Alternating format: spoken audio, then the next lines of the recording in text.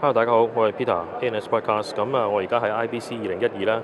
咁你而家見到呢一部咧，就係嘅呢個 C100啦。咁你見到其實個機身其實都相比嚟講，比起 C300嚟講係即係大概輕咗同細咗。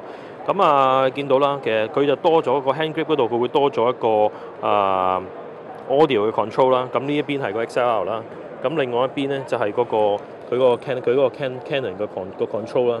咁啊，同埋佢亦都有個 built-in 咪喺個前邊。咁啊，除此之外嘅話，你話喺翻機身上高嘅話咧，你會見到佢會有一個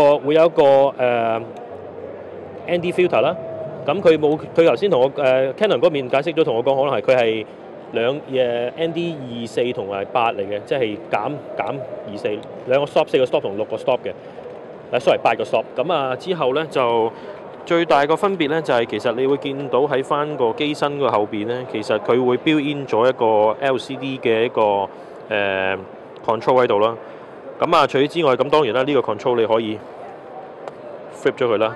咁啊，至於個 input 嚟講嘅話咧，你會見到佢會有翻例如咪 input 啊、remote 啊、USB 啊、HDMI 咁啦，但係就應該就唔會有呢個BNC 嘅 input 㗎啦。